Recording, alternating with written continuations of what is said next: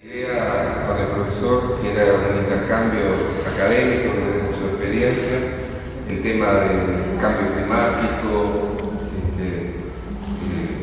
aumento de la temperatura global y los impactos en los distintos espacios productivos y de trabajo. Una obra contracturada, como me pidió,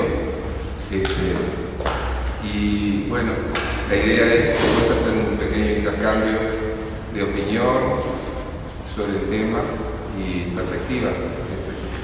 Es un tema que obviamente está en la agenda mundial, está en la discusión mundial, así que de por sí ya es de interés. Gracias, profesor. Buenas tardes y gracias Fernando por la presentación, por la oportunidad, y a vosotras y vosotros por estar aquí un viernes por la tarde, que tiene mucho mérito. Yo creo que no tengo más que palabras de agradecimiento, y lo que pretendo es compartir algunos datos, algunos hechos y algunas opiniones para seguir avanzando en la reflexión de esta conexión entre emergencia climática, ya no es cambio climático, ya no es crisis climática, estamos ante una emergencia climática, y la salud de los trabajadores y de las trabajadoras, que creo que es la perspectiva desde donde nosotros observamos ese cambio que va a producir un nuevo planeta, un nuevo mundo, y estamos en los albores, llevamos ya un tiempo, pero estamos entrando en una nueva época. No solo hay unos cambios pequeños, sino estamos entrando en una nueva época, además acompañado de cambios políticos de mucha envergadura a nivel global. Yo creo que no vamos a entrar en esos aspectos, aunque los tocaremos y en el debate podemos comentar, ¿no? Porque están relacionados. Gracias a la Sociedad de Medicina del Trabajo de Uruguay por la invitación y por el apoyo a esta visita, que como ya sabéis, pues está llena de proyectos, de trabajo hecho. Siempre hay que estar con proyectos, pero también con trabajo hecho. No podemos venir siempre de proyectos, hay que ir avanzando sobre realidades, no siempre fácil, ¿no? Trataré de no alargar, para dar tiempo al debate, porque estamos por la tarde y esto es soportable si hay intercambio, ¿no? Pero he preparado material, por tanto igual avanzo, me quedo, intervenir cuando consideres oportuno, para opinar o para pedir aclaración o para discrepar, faltaría más, ¿no? Hay elementos de opinión.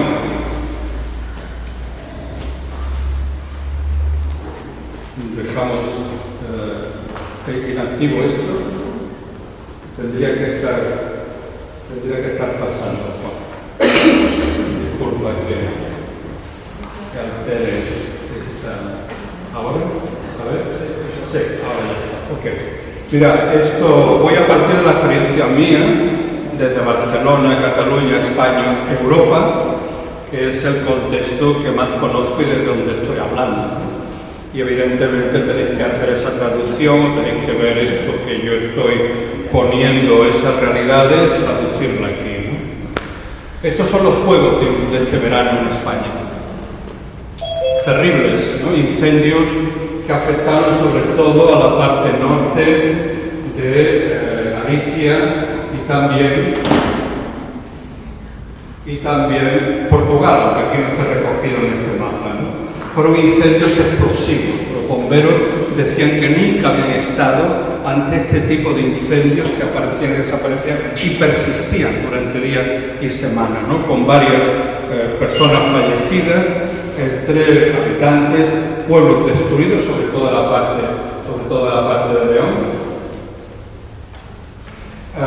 Y este es el otro hecho también que seguro que habéis conocido por los medios de comunicación, que es lo que fue las famosas inundaciones de Valencia en noviembre, hace ahora un año dentro de poco, y que acabó con la vida de 229 personas en 24 horas. 229 personas, y una devastación económica y social de toda aquella región alrededor de Valencia. Disculpad que no se está viendo el cursor, no sé por qué, pero aquí sí que aparece, pero ahí se me ha quedado la pista. Pero podéis imaginar en este lado de aquí el Mediterráneo y esto es Valencia para situar. Esto fue motivo, fijaros, de un artículo, de una nota editorial en el British Medical Journal, como un problema sanitario. Esto no es solo un problema climático, es un problema sanitario. Y nosotros tenemos que verlo desde ahí y explicar a la sociedad y a los que toman decisiones que estamos ante una nueva crisis sanitaria. Después de haber vivido algo tan explosivo, algo que nos sorprendió a todos de la noche a la mañana, que llegó un poco más tarde, que fue la pandemia de la COVID. Esto está ocurriendo no solo en Europa, está ocurriendo en América, está ocurriendo en todo el mundo, y lo que afecta al Pacífico con las corrientes del Niño, que es el incremento de la temperatura del océano, que afecta a todo lo que son los países limítrofes con el Pacífico, también afecta a Europa.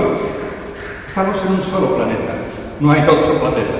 No sé qué pasará con Marte o para la Luna, pero de momento me parece que por mucho más tiempo tenemos un solo planeta. Y esto es, pues, la mortalidad, 62.000 muertes en Europa en el 24. Posiblemente este verano, cuando se haga la contabilidad de lo que ha pasado este verano en Europa en el 25, será aún más, ¿no?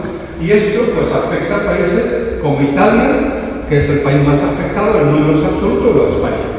Son los países que mayor mortalidad asociada directamente a las olas de calor. Y cuando calculamos tasa para relativizar las medidas absolutas con respecto a la población, pues Grecia y Bulgaria son los países con una tasa mayor, con un riesgo mayor de morir como consecuencia de esos incrementos de temperatura. Hay una nueva crisis. Hay que verlo así, hay que explicarlo. Desde la salud pública, cuando hablamos desde la perspectiva de lo que estamos viendo en relación a la salud asociada con la crisis, la emergencia climática, estamos viendo que es una nueva crisis, ¿no?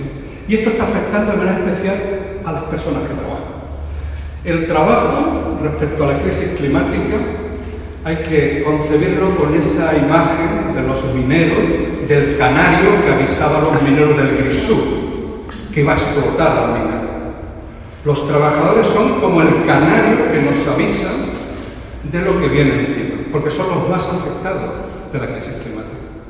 Entonces estamos al cuidado de lo que son las alertas de las consecuencias de la crisis climática. Y no sabemos contarlo.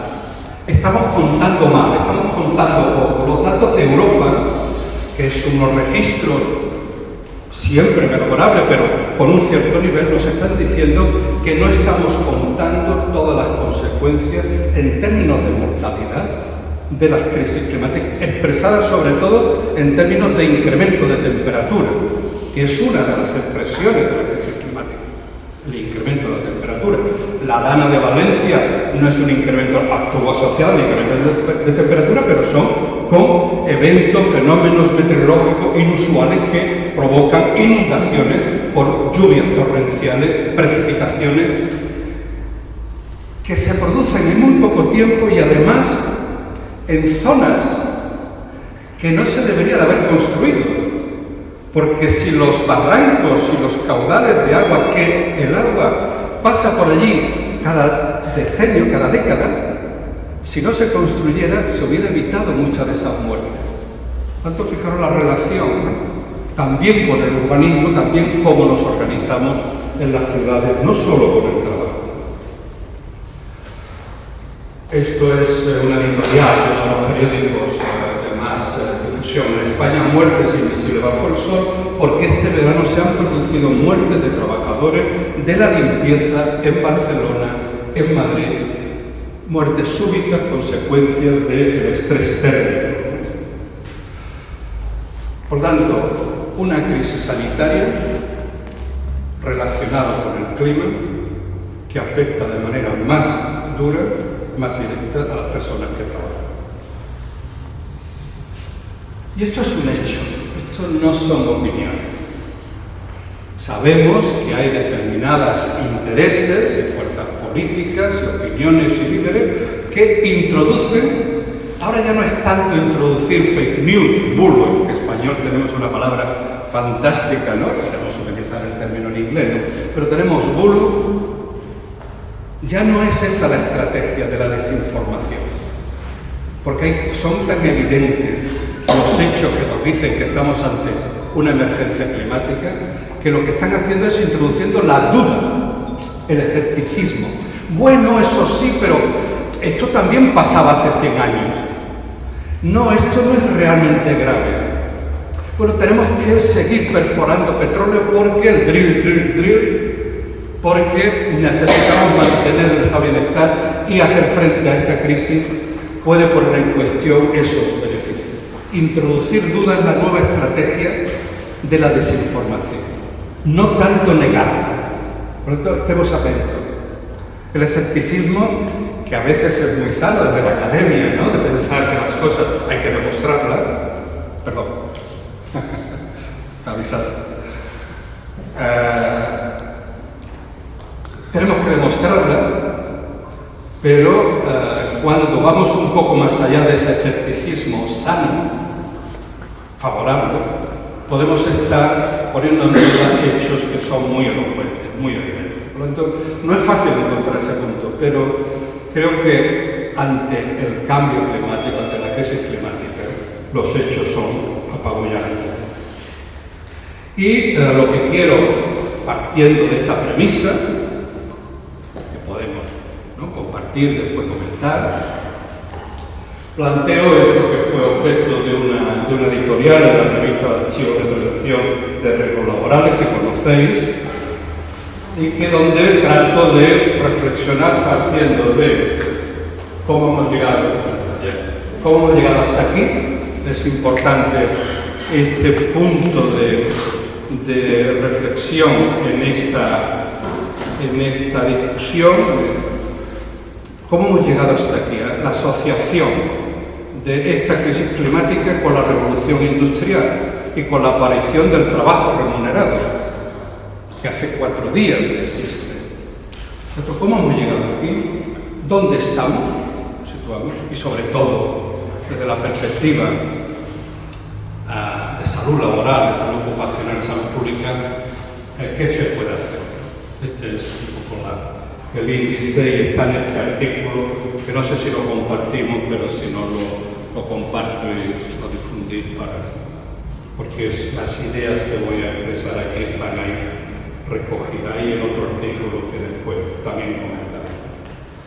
Este es un artículo seminal. Lo mío es una reflexión sobre cosas que ya se han dicho, ¿no? Este artículo de Lancet de 2015 es uno de los que nos pone delante del dilema en el que estamos. Nunca hasta ahora, la humanidad había llegado a niveles de bienestar tan altos. Es verdad que va por partes, que no todo el mundo se beneficia de esos logros de la humanidad. Pero ellos dicen también, del total del número de personas que viven en extrema pobreza, ha caído a 0,7 millones, 700 millones. Pero la población mundial se ha incrementado en 2.000 millones. Tanto, hay todavía mucho desafío respecto a las desigualdades, pero el bienestar ha llegado a unos niveles que hasta ahora no se había logrado. Pero ¿cómo hemos llegado a ese bienestar? ¿Cuál ha sido el peaje, el coste? En términos de extracción sin límite, sin freno de los recursos naturales. Esa es la paradoja. Y esto es lo que este artículo de 2015 pone delante de toda la comunidad científica, de toda la comunidad médica, aunque esto es una revista médica, pero tiene alcance desde el punto de vista de la evidencia científica global. Fijaros, esto es lo que hemos conseguido. Estos son el riesgo de mortalidad, de supervivencia, lo que es complementario a la mortalidad, que de las distintas formas, de los que nacieron en 1851, pues los que nacieron a mitad del siglo XIX, solo llegaron a 90 años el 3%. Una parte importante morían en los 5 o 10 primeros años de vida. Los que nacieron en 2011, de poco, todavía son unos siglos, más o menos, llegarán a los 90 años el 65%. Los que nacimos en los años 50, pues pensamos que llegaremos a los 90 años de acuerdo a la probabilidad, que es el lenguaje de la ciencia. La ciencia no es 0 y 1, no es determinista, es probabilística. Es verdad que al final nos pasará 0-1, viviremos o moriremos. Pero cuando estamos hablando de qué puede pasar en términos de hipótesis, pues los que nacimos en los años 50, pues haremos en un 40% llegarán a los 90 años. No está mal, un 40% al 40. Esto es fruto de esos alcances, de esos logros que se han conseguido. El incremento de la esperanza de vida, como un indicador sintético de todo lo que se ha conseguido. Cada año se incrementa la esperanza de vida, actualmente, 2-3 meses. Sigue subiendo. Esto nos plantea los problemas del envejecimiento, etcétera, etcétera. Pero esto hablaremos otro día. Claro, aquí hemos llegado porque hemos ido explotando los recursos naturales, sobre todo la energía fósil. Y hemos estado emitiendo dióxido de carbono desde la revolución industrial. Si nos vamos a la gráfica anterior, fijaros que la primera cohorte que empieza el gran salto se da en los nacidos en 1851, siglo XIX. Y en 1750, 1850, fijaros cuando empieza la revolución industrial, que crece, producimos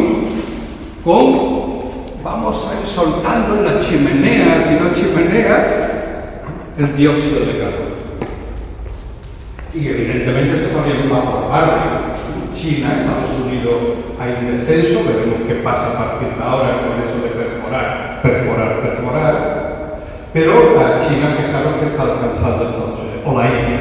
La Unión Europea ha hecho esfuerzos también, y en conjunto el planeta desde los años 2000 empieza a descender la emisión de dióxido de carbono como uno de los parámetros fundamentales para ver qué va a pasar, porque es lo que está detrás del cambio climático, no solo el dióxido de carbono, pero es uno de los principales elementos que explican ese cambio en el clima. Claro, en la revolución industrial, pues la máquina de vapor, las cadenas de montaje, los robots de las fábricas, primera, segunda, tercera revolución, y el trabajo remunerado. Hasta la revolución industrial el trabajo era de siervos y artesanos, como mucho. O sea, nosotros como salud ocupacional, como médicos del trabajo, como enfermeras del trabajo, donde las haya, estoy pensando ahora en el automatismo en España, las enfermeras del trabajo son muy importantes. Existimos porque ha habido revolución industrial, porque ha habido fábrica, porque ha habido trabajo remunerado. Entonces no había salario, no había trabajo, no había contrato. Fijar, por lo tanto, que está asociado el inicio del cambio climático con la evolución del trabajo tal como lo conocemos hoy. Hace 4 días, estamos hablando del 1850, 1850, eso hace 4 días. Entonces hemos hablado mucho con Fernando sobre el nacimiento de Uruguay como nación. Esa época, 1800, ahí está surgiendo un cambio en el mundo. ¿Estamos ahora de nuevo en un cambio del planeta? Yo creo que sí. Todos los indicios indican que hay un cambio de época similar, de la misma profundidad, o más, veremos, o verán, que la revolución industrial. Esta es la conexión que yo quiero que hagamos, que quiero plantearos. Y Y evidentemente la revolución industrial pues da lugar a estudios sobre el estado físico y moral del IBM, o los estudios de las condiciones de trabajo en Inglaterra, sobre todo en Manchester, de Engels, que su padre, que es un industrial de Baviera, lo manda a Manchester para que aprenda cómo los ingleses están produciendo a esa velocidad y compitiendo con los alemanes. Son las dos grandes potencias industriales, Baviera y la parte de la Midland inglés, ¿no? La parte central, Liverpool, Manchester, etc. Fijaros, la distribución de edad de los trabajadores. Este gráfico, yo se lo presento siempre a los estudiantes de medicina cuando doy esta clase. Fijaros cómo era el trabajo. Esto es 1818 en grupos de edad. No había personas mayores de 20 años. A partir de 20 años prácticamente desaparecían, porque ya no estaban. Ya no estaban, habían muerto o habían quedado absolutamente incapacitados. El trabajo lo realizaban los niños. Venimos de ahí. Venimos de ahí, tanto en la evolución del empleo, del trabajo, como del clima. Venimos de aquí. Esta tragedia y de los movimientos urbanos, desde del campo a la ciudad, de los movimientos migratorios hacia América. Bueno, esto hace una respuesta porque el ser humano, el sapiens y la sapiens, nos rebelamos ante situaciones que consideramos que no nos merecemos. Y esto es la playa que hay en la plaza del mercado de Chicago, junto a la iglesia que ya no está, que fue incendiada a propósito para que los que estaban allí encerrados protestando por las situaciones de las condiciones de trabajo murieran. Esto es el nacimiento del 1 de mayo. Aunque no ocurrió el 1 de mayo, pero después se ha quedado el 1 de mayo como fecha de recuerdo, homenaje y de reforzar el significado del movimiento sindical, del movimiento de las clases obreras campesinas también frente a esa situación. La salud fue uno de los motivos principales de esa resistencia, la defensa de la vida y de la salud. La salud, poner la salud en el centro del debate político y social es fundamental. Y nosotros ahí tenemos ventaja, porque sabemos que va la salud. La salud la que inicia, no, la defensa de la salud y de la vida, ¿no? Y esta lucha por las 8 horas, que ahora veremos si eso se mantiene o no en esta nueva época que estamos abriendo. Es uno de los retos. Por un lado, disminuimos la jornada, es el debate ahora en España. Estamos haciendo un trabajo para los sindicatos españoles en relación a esto, la revisión sistemática. Pero por otro lado, el trabajo, ni los fines de semana. ¿Cuántos de vosotros contestarán correos este fin de semana? ¿Cuántos de vosotros aprovecharán el rato para poder revisar ese documento que quedó ahí pendiente? ¿Cuántos de vosotros prepararán una clase o algo, una reunión para la semana que viene? Bueno, todavía seguimos con 8 horas para descansar, 8 horas para disfrutar y 8 horas para trabajar. Y yo preguntaría a mis colegas, ¿cuántas muertes y enfermedades hemos evitado con esa organización del trabajo? Más que las vacunas, más que los antibióticos, más que la insulina. Ese estudio no está hecho. Fijaros si tenemos oportunidades aquí de investigación. ¿Cuál ha sido la contribución a la esperanza de vida de esta organización de trabajo? Porque lo que está ahora en cuestión no es tanto la robotización, la digitalización, que por supuesto está cambiando nuestra forma de trabajar. Hemos trasladado todo al ciberespacio. Pero es sobre todo la organización del trabajo. Y eso es lo que va a afectar, como hablábamos el otro día, a la salud mental, ¿no? Que ayer era el Día Mundial de la Salud Mental. Bueno, estamos ahora ya en el 1,5, en el 25, ya llegando al límite de esa temperatura que pensamos que era, ¿no?, la frontera que no deberíamos de traspasar porque entramos en una situación ya no reversible de ese cambio climático. Estamos aquí, estos son datos muy fiables de la temperatura media del planeta y cómo está subiendo desde 1850, sobre todo a partir del inicio del siglo XX. O sea, estamos ante las dos caras de, bueno, por un lado, ¿no?, el capitalismo. Este es un libro muy recomendable, El capital en el antropoceno. Esto es un filósofo japonés. discutible. Estuvo hace poco en mi universidad, la Pompeu Fabra, presentando sus ideas básicas que están en este libro y algunos otros libros más, pero este es muy recomendable. Él defiende que, y ahora después veremos algunas de sus ideas,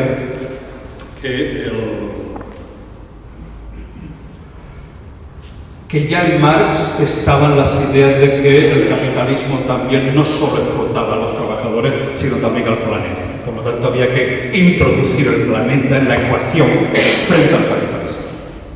Esta es una de las ideas que al final pues, os voy a proponer para que pensemos.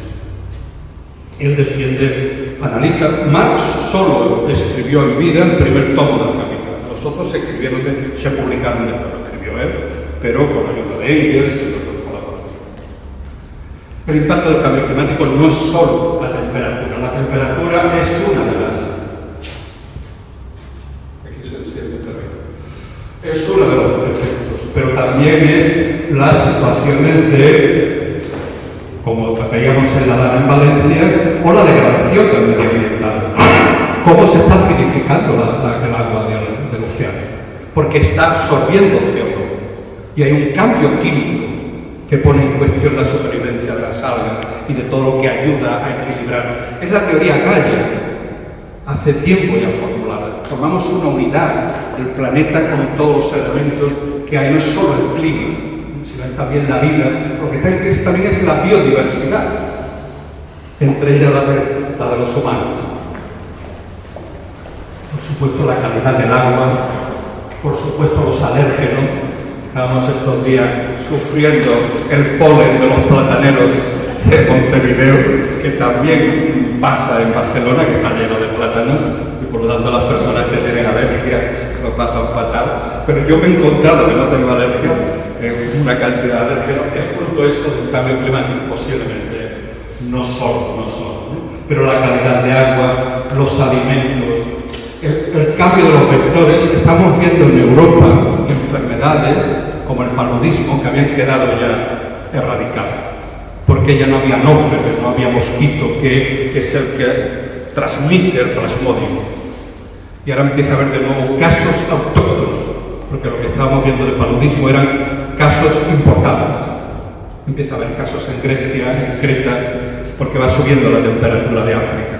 Y de nuevo los anófeles se sienten como en su casa, los anófeles que son capaces de reproducir las fases del plasmodium.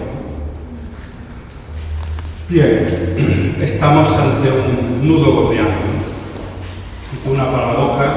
No sé si tendremos la fuerza de Alejandro Magno de romper el nudo, pero algo habrá que inventar,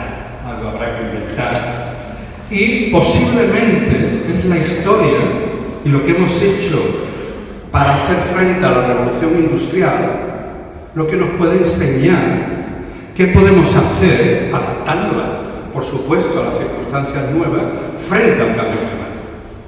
Estamos en un cambio de época. Esta idea es, tenemos que integrarla, y no con miedo, sino para estimular nuestra capacidad de reflexión y de respuesta. No, el miedo nos paraliza. No, es para hacer consciente la situación en la que estamos.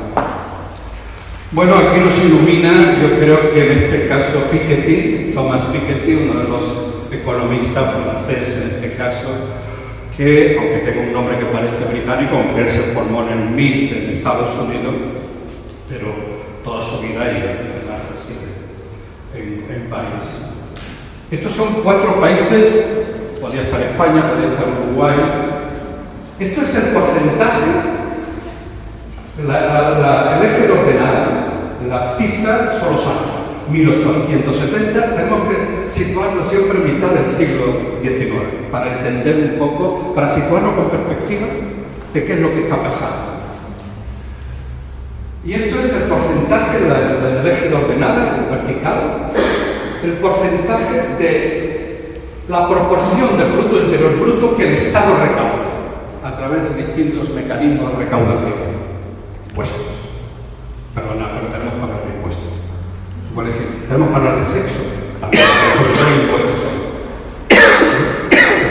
Y esto es principio del siglo XX. empiezan los estados, ya no solo el 10%, sino empiezan a incrementar el porcentaje de PIB, que llega ya al inicio de nuestro siglo XXI, ya llegamos al siglo XXI por fin.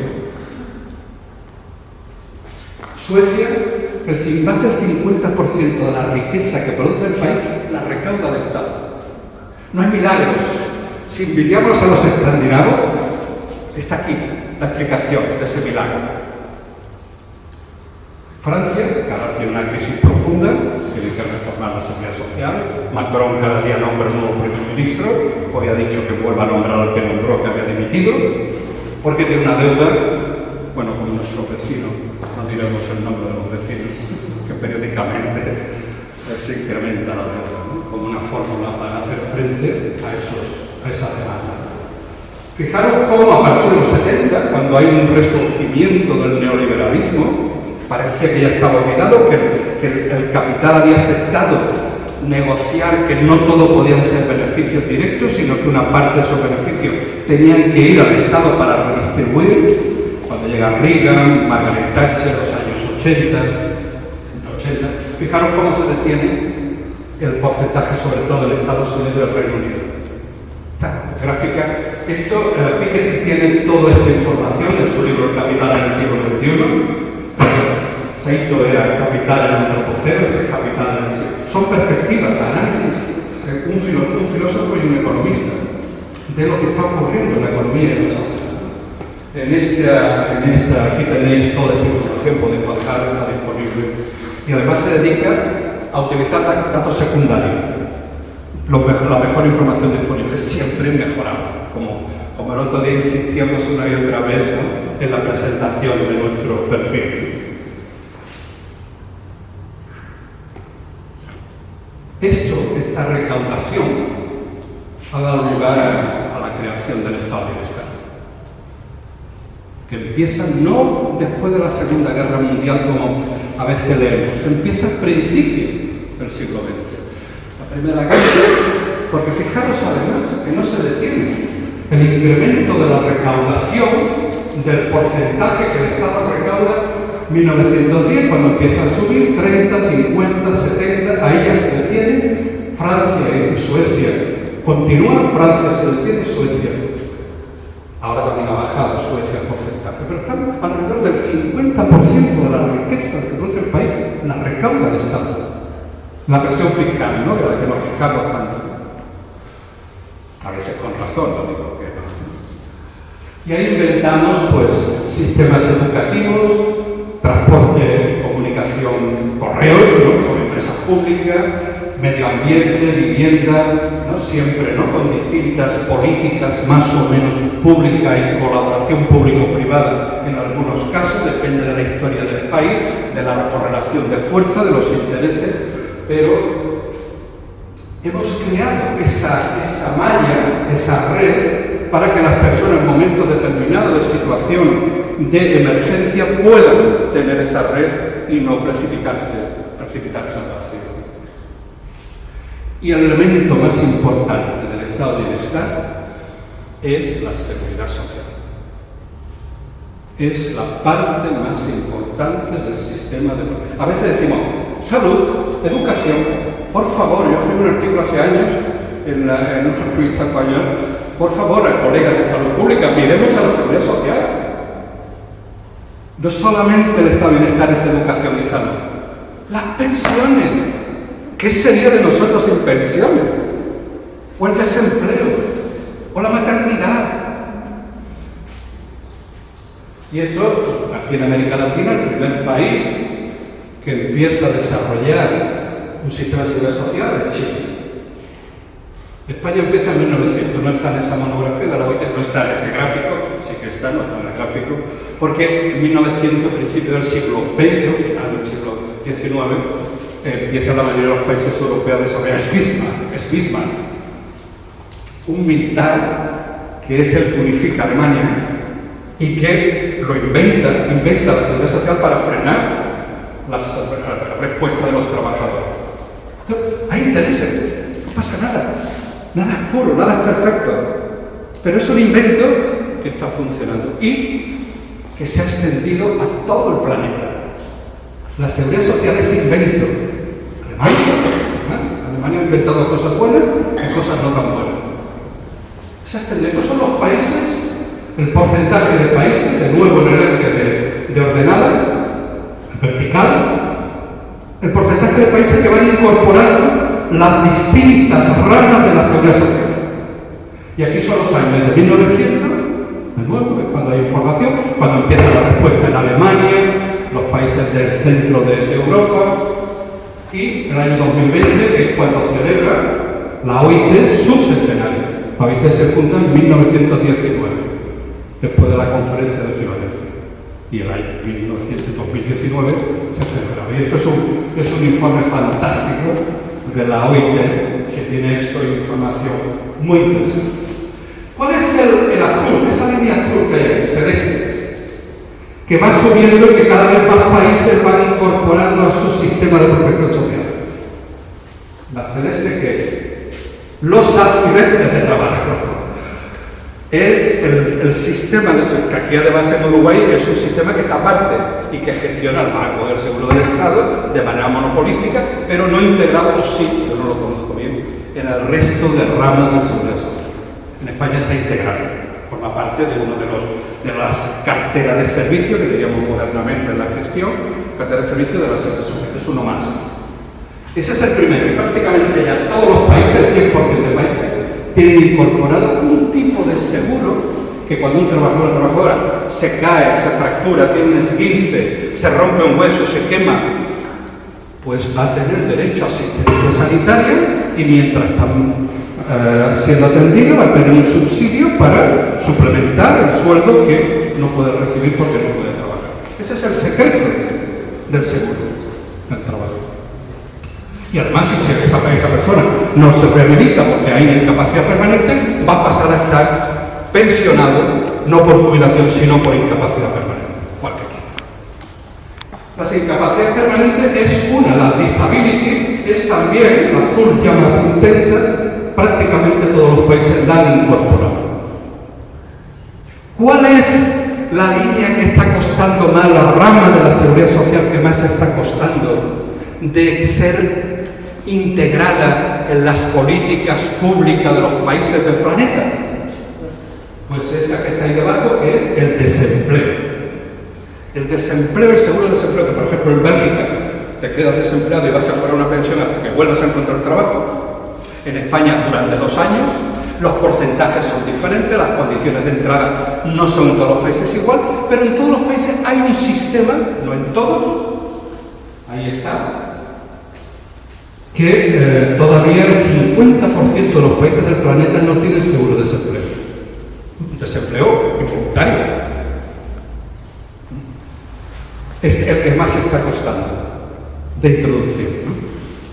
Pero esto es una gráfica de cómo ha ido evolucionando a lo largo del siglo XX y ya en el siglo XXI la red de protección social, que abarca también la incapacidad temporal de las sickness, que es la amarilla de arriba, la maternidad, la licencia de maternidad, que va siendo también de paternidad, no solo de maternidad, y que se va ampliando, depende de la fuerza y de las situaciones políticas y económicas de cada país, pero sin entrar en esos detalles, que hay que entrar siempre cuando hacemos comparaciones internacionales, pero ahí vemos cómo la seguridad social ha sido un invento fantástico.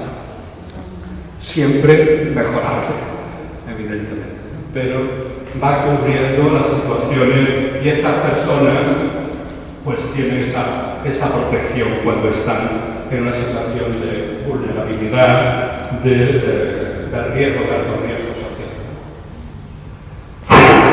Uruguay no está en la OCDE, pero estos son los países de la OCDE y los que dedican, esto es el año 21 y 20, y en los años de la pandemia se incrementó en casi todos los países la cantidad de dinero que el Estado recaudaba para hacer frente, entre otras cosas, a la pandemia.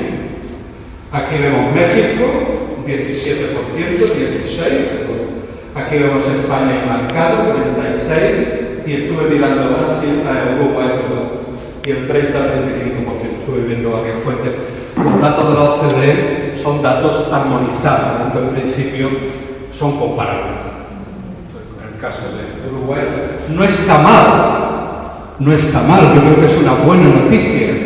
Es equiparable, por ejemplo, fijaros, a Lituania, a Canadá, Reino Unido. Y eso también se nota en la calle cuando uno viene a Uruguay a Montevideo. Se nota.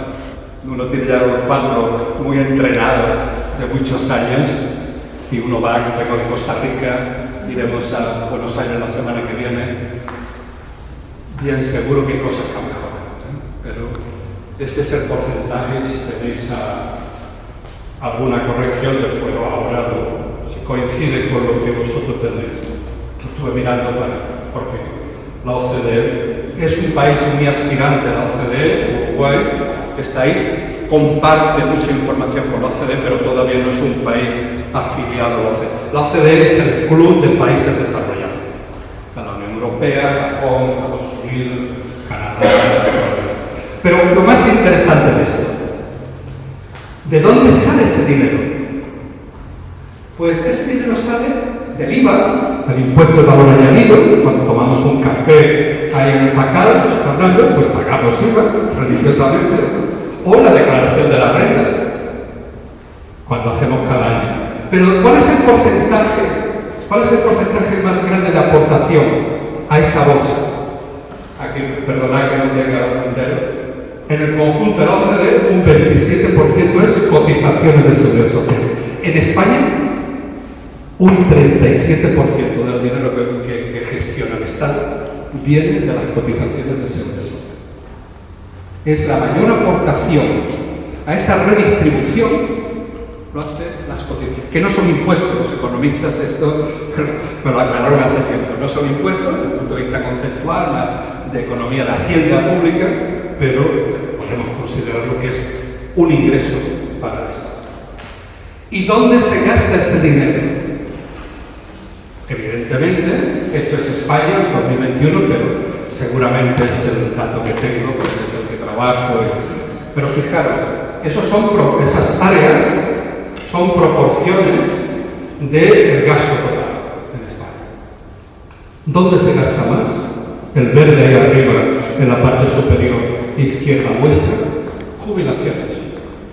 Las pensiones es el capítulo de gasto más importante. Y después, enfermedades e incapacidades y desempleo. Después viene ya el azul, es sistema sanitario, estoy hablando de España. Y esta parte roja, un poco ahí entre salud y seguridad social, educación, primaria, universidades. Esa es la distribución del gasto. Ahora estáis discutiendo el presupuesto aquí en Uruguay, ¿no? Aquí tenéis la suerte, según me explicaba Fernando, de que hacéis discusiones cada 5 años. Allí cada año, lo cual es una carrera sin fin. De hecho, llevamos 2 años sin presupuesto. Con lo cual, fijaros la desgracia que es España. No podemos incorporar el crecimiento que se está produciendo, porque hay más recaudación, porque hay más producción de riqueza. No se puede incorporar al gasto porque no se ha renovado el presupuesto.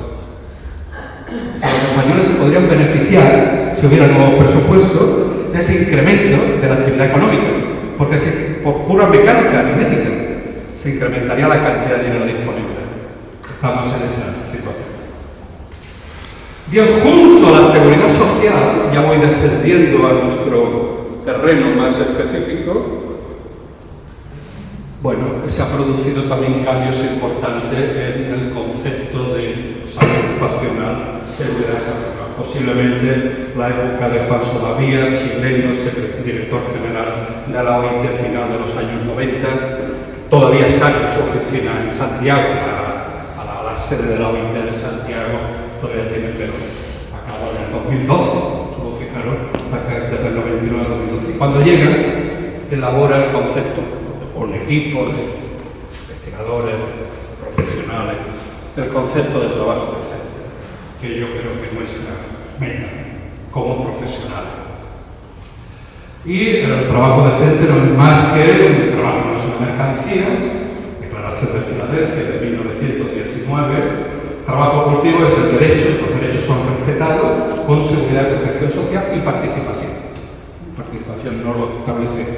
Recientemente la OIT ha establecido que la seguridad salud en el trabajo es un derecho fundamental. Pero eso se ha conseguido también con un proceso incrementalista, un proceso paulatino. Esto es también de nuevo una gráfica similar a la anterior de seguridad social, en el eje de horizontal 2 años, desde 1919, y en el vertical el número de países, aquí no es el porcentaje de países, sino el número de países que van firmando los convenios que van regulando las relaciones laborales. Porque la relación laboral entre un trabajador y una empresa es asimétrica. El poder lo tiene la empresa. Para tratar de equilibrar esa relación de poder, la OIT ha ido estableciendo reglas de juego para que los países la vayan incorporando y hacer que el trabajo infantil esté prohibido, que la maternidad esté protegida, que la NAMIS, que la negociación colectiva, que haya libertad sindical y que haya 3 directivas centrales.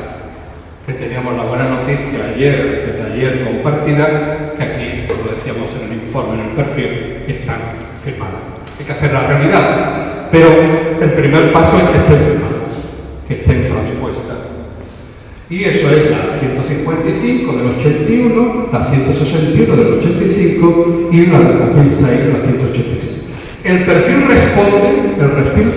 responde a este último convenio, que la recomendación que surge de este convenio 187 establece que los países tienen que desarrollar infraestructuras de salud en el trabajo y evaluarla anualmente. Eso es lo que hicimos el otro día, miércoles, de manera, yo creo que generosa por parte de la facultad y del Departamento de Salud Nacional.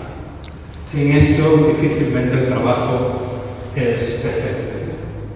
Ahora está en la Agenda 2030, en el objetivo 8, de trabajo decente y crecimiento económico. Fijaros que el objetivo 8 es un reflejo de la filosofía. Hay 2 elementos filosóficos en los fundamentos, ¿no? en el basamento de la OIT. El tripartito, la negociación, y el pacto capital-trabajo. Y en el objetivo 8 es igual, trabajo decente y crecimiento económico. Por lo tanto, el capital tiene también que verse beneficiado de ese trabajo decente. Hay eso para los profesionales.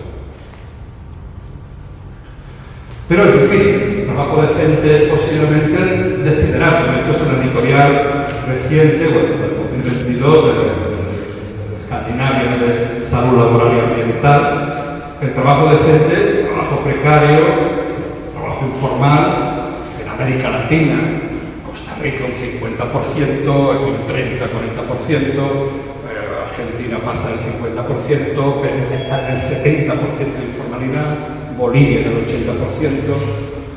La informalidad como la situación peor. ¿Por qué? Porque no hay protección social, porque no hay contrato, porque no hay reglas de juego en la informalidad. Hemos de trabajar en esa dirección hacia arriba, pero no es fácil, ¿no? La realidad. Porque además hemos pasado de sociedad postindustrial. Están cambiando las reglas del juego, de la producción. Y estamos en la 4ª revolución. Estamos en la digitalización y estamos en la robotización, pero sobre todo en la digitalización, ¿no? Donde trabajo físico va quedando reducido a expresión cada vez mínima, como por ejemplo el trabajo agrícola. Aquí en Uruguay es muy importante, en Cataluña o en España, el trabajo agrícola ya está en el 3% de la población ocupada. Es absolutamente anecdótico. Y estamos ante realidades muy diversas en todo el planeta que tratan de reflejar. Y además, esto es una investigación de un periódico de Guardian. A consecuencia de lo que nos gusta el fútbol, esto produce mucha tristeza, ¿no? Pero los estadios de fútbol que se construyeron en Qatar para el Mundial de Fútbol se construían con trabajadores que venían de la India, Nepal, Bangladesh, Pakistán, Sri Lanka y otros, y el número de fallecimientos fueron 6.500. Los periodistas consiguieron encontrar en las embajadas de esos países los retornos de los cadáveres. Esa fue la fuente de información para decir, murieron 6.500 personas que repatriaron el cadáver. Vamos a aprender a mirar el mundo de otra manera. Atlántico se ha quedado pequeño, el Mediterráneo es una charca, que además maloriente cada vez más, es el Pacífico, el océano donde hay que estar pendiente de lo que ocurre. Y Saito nos dice, cuidado, estamos ante seguir con un crecimiento sin límites, él le llama esto capitalismo verde, es como una tabla de 2x2 de probabilidades, que conocéis bien el libro, A, B, C y D. Cada número es una probabilidad. Seguir la opción del capitalismo verde, seguir con el comunismo de crecimiento, marxismo tradicional, comunismo de crecimiento, que es lo que él propone, de crecer,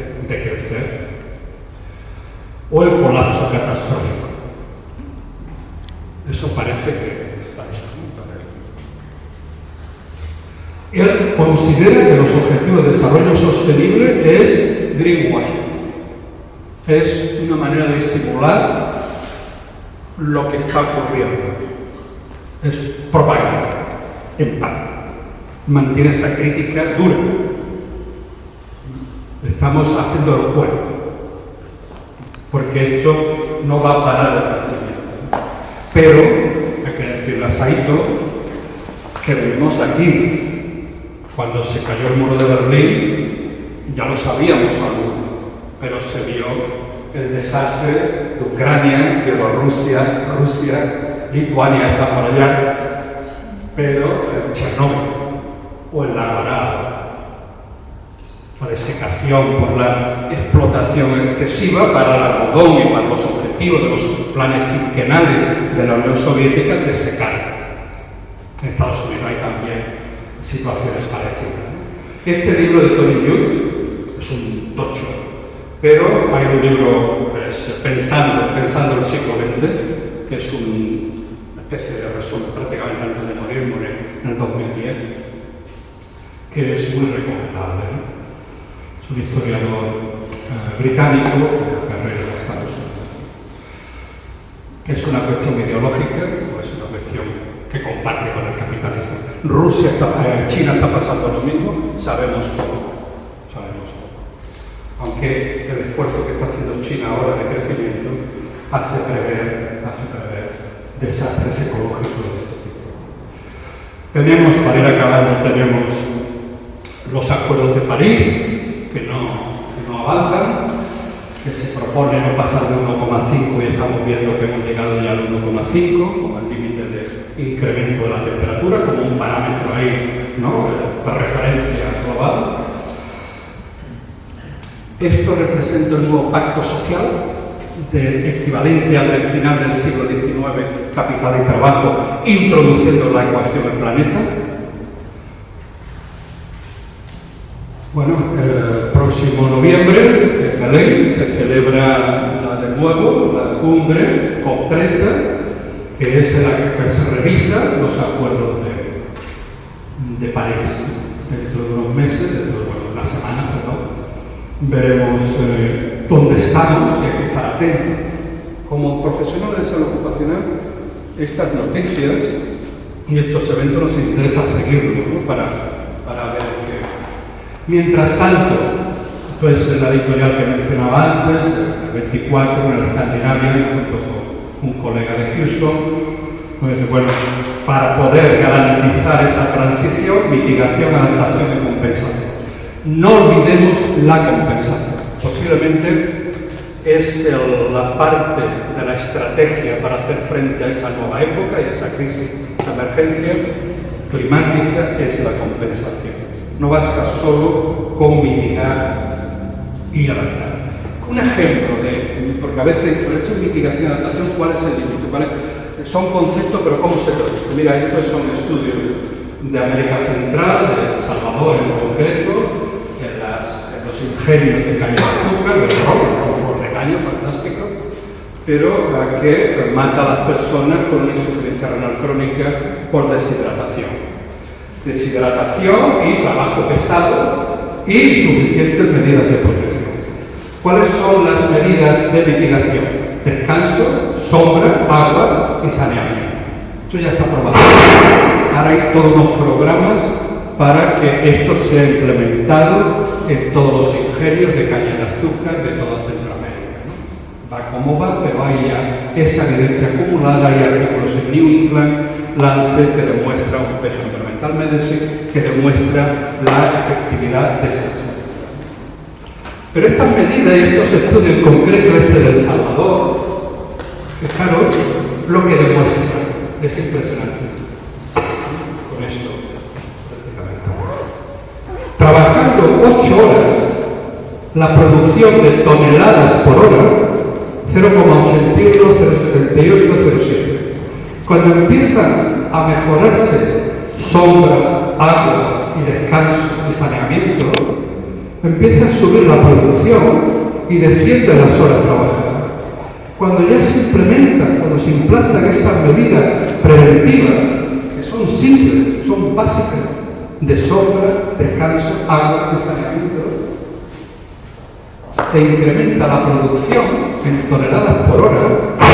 Esto el gerente de la empresa estará dando saltos todavía, de alegría, trabajando la mitad de la jornada. Por lo tanto, aquí hay un proceso de mitigación, descanso, agua, sombra y saneamiento, y un cambio de adaptación. Hay que trabajar menos horas. Tenemos que adaptarnos, hay que trabajar menos horas.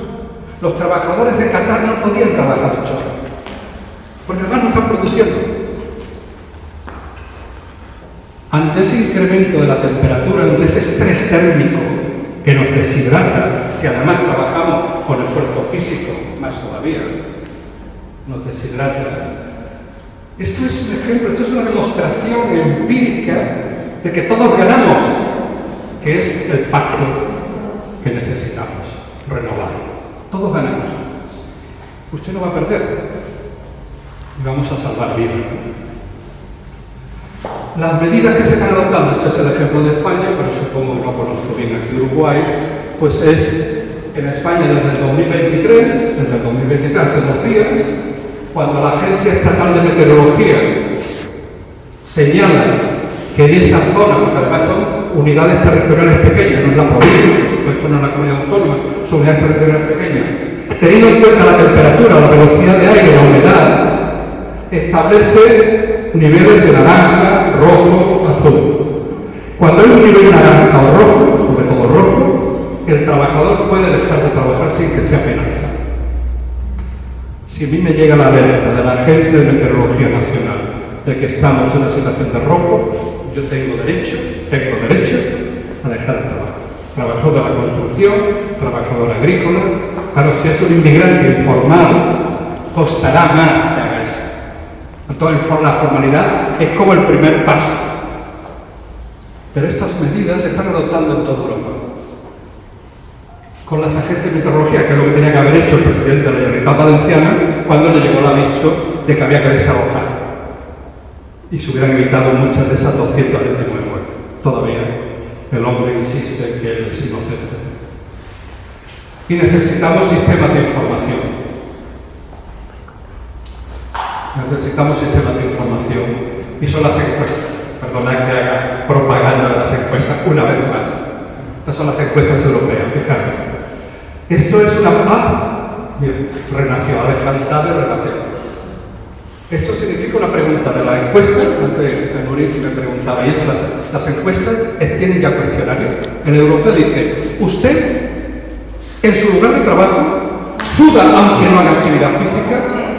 Iba a preguntarme si quería la luz, la perdió. Perdón, ¿se ve la pantalla? No. Por eso. Una.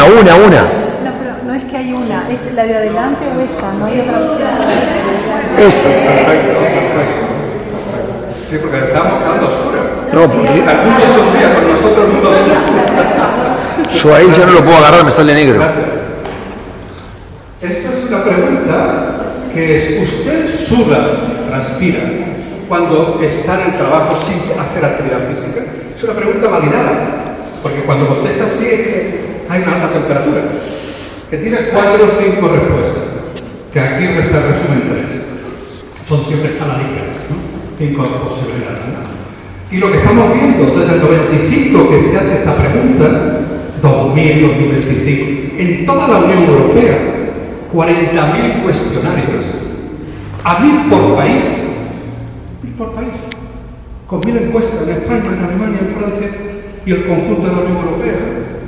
Pues es verdad que siempre, o más de 3/4 partes del tiempo que trabajo, estoy en esa situación, el 5%, 7%, pero ha crecido en el que entre una cuarta y 3/4 partes del tiempo estoy en esa situación de sumar sin que yo esté realizando una actividad que justifique esa transpiración.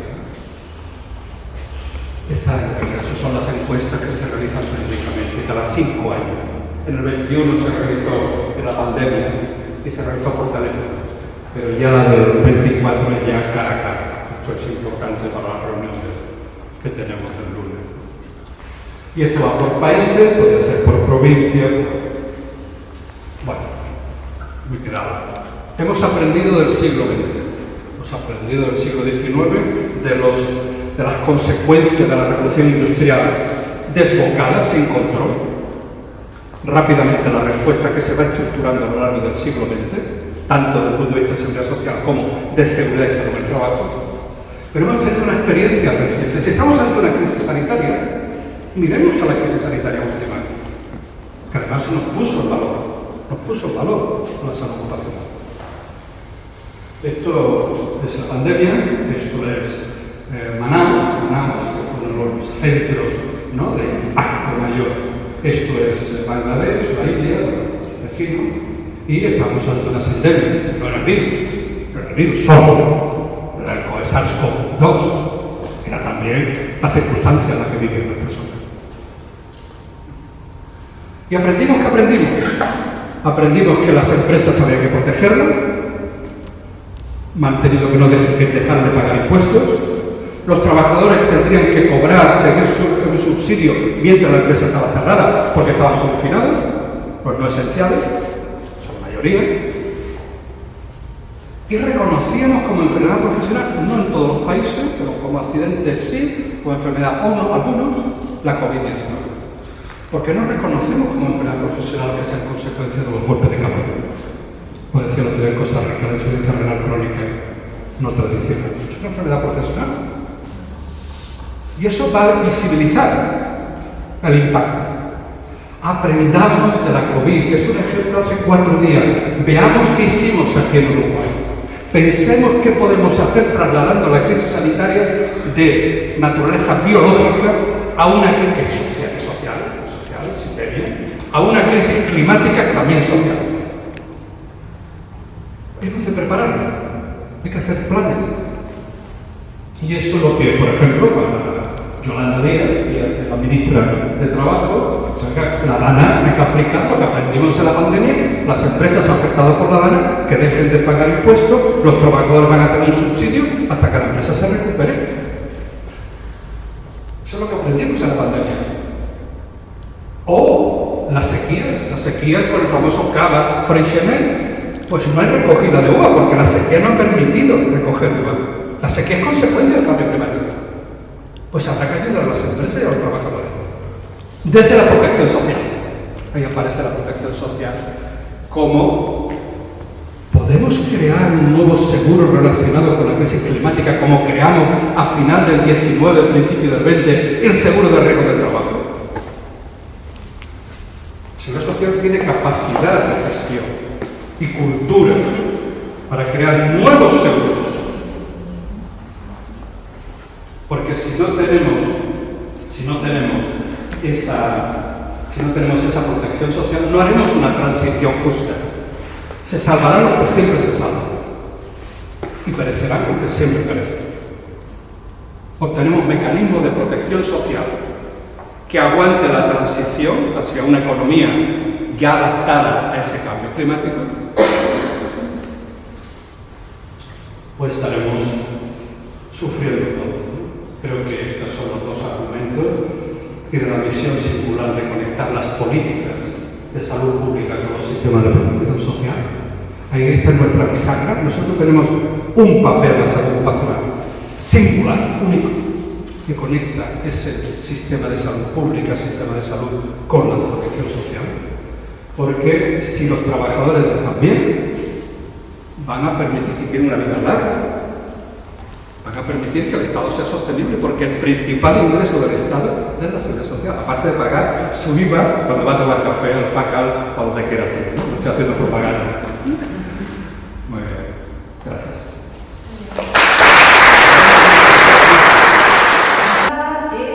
La generación de deseo, que está directamente vinculada con el trabajo y la calidad del trabajo y el tipo de empleo que hay.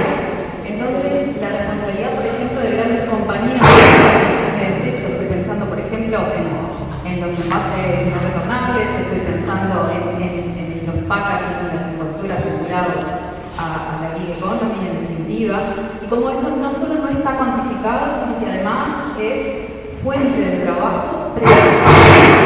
Me refería a eso, a reflexionar un poco también de cómo hay otros aspectos del calentamiento global que hacen a los empleos precarios, ¿no? Y los precarios en el amplio sentido, y cómo eso también tiene falta de cobertura social, ¿no? Entonces me preguntaba, bueno, ¿de qué manera podemos, desde la salud ocupacional, incidir positivamente lo planteo como reflexión, ¿no?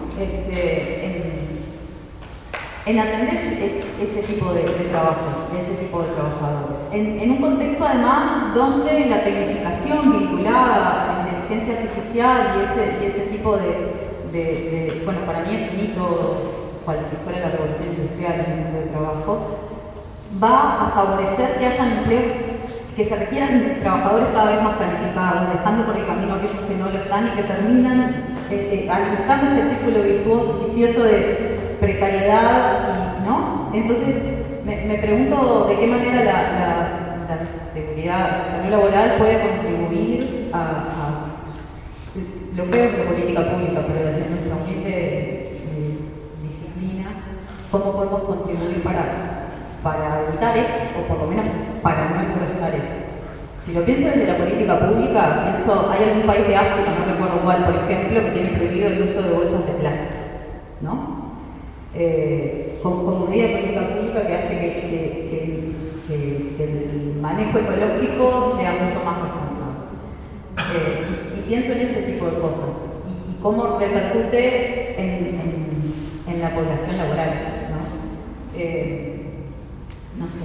Y pienso también en la responsabilidad, por ejemplo, de países como China, ¿no? Que produce, por ejemplo, un montón de autos eléctricos que los coloca en el mercado sin que haya una política activa de qué hacemos con esos desechos que se generan a partir de la introducción de esos autos nuevos, ¿no? Y cómo haríamos para no ser exclusivamente reactivos a eso, de qué hacemos con los autos viejos, sino cómo hacemos para que, no sé si me explico un poco lo que es la persona.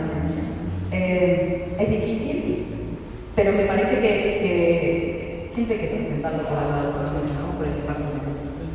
Pero bueno, nos llama a todos a la reflexión, creo yo.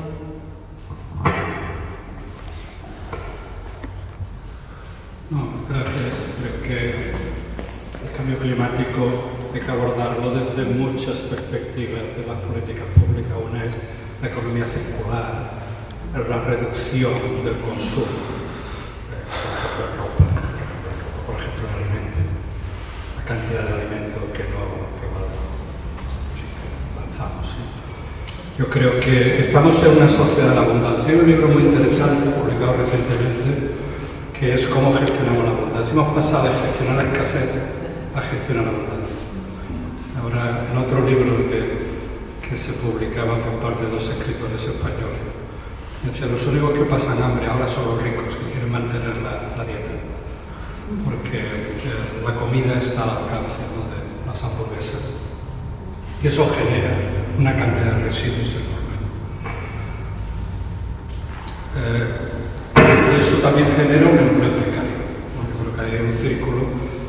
Defender una economía circular con trabajo decente sería, desde la perspectiva de ver, ¿no?, grandes tendencias, sería la respuesta a esta inquietud tuya, que me parece que está ahí, pues, el consumo, el exceso de consumo, no solo de producción, sino de consumo nuestro, está generando una cantidad de desechos.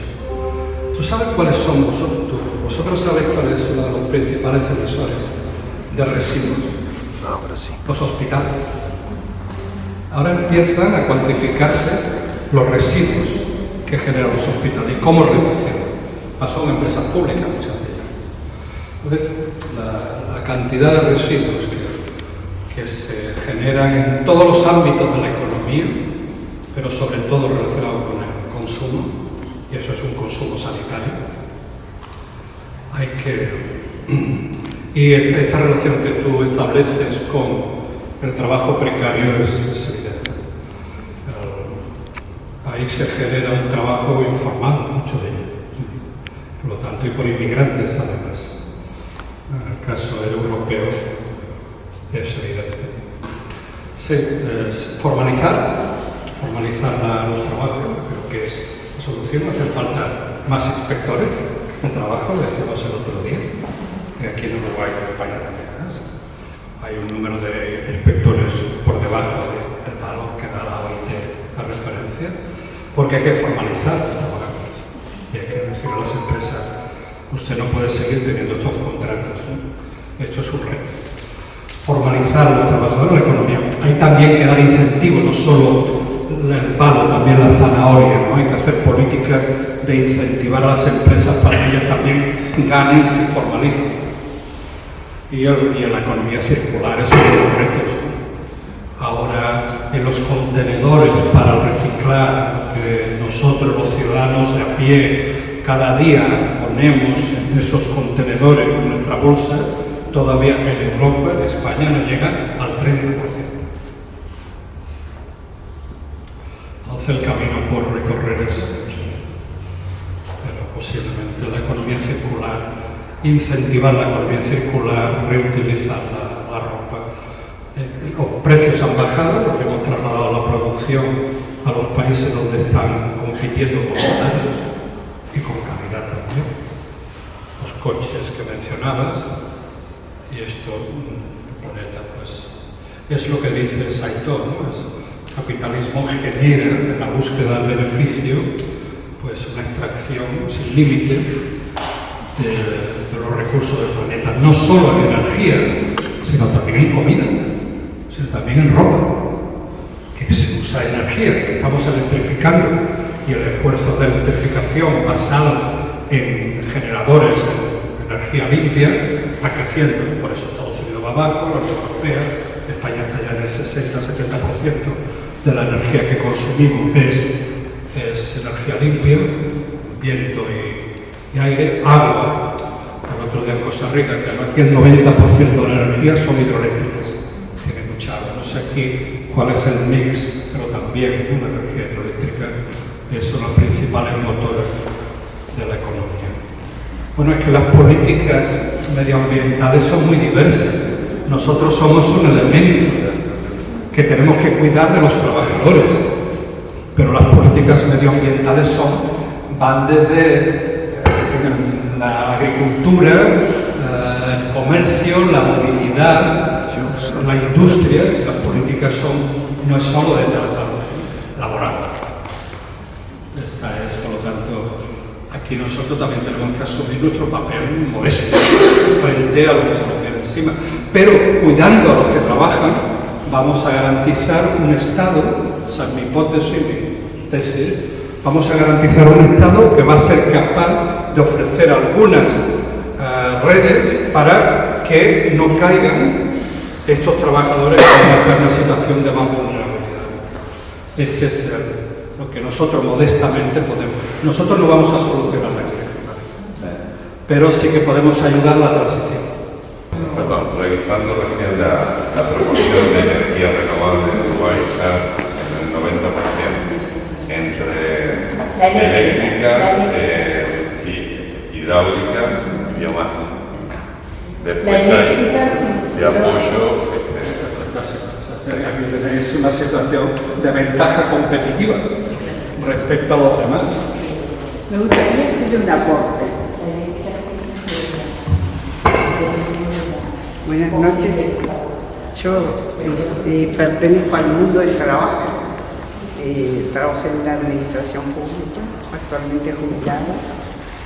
Pero me gustaría contribuir desde dos puntos de vista. El primero, que el Uruguay, así como dentro de los principios de la OIT tenemos el tripartismo, lo tenemos en el Uruguay, en lo público y en lo privado.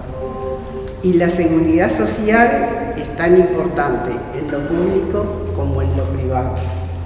Entonces me gustaría que esa encuesta que ustedes van a hacer y lo demás tengan en cuenta que los inspectores de trabajo pueden ser indistintamente, si los capacitamos, tenemos en cuenta el trabajo decente y lo que se comparte en común de la economía actual y emergente, que pueden haber preguntas enfocadas para el Uruguay.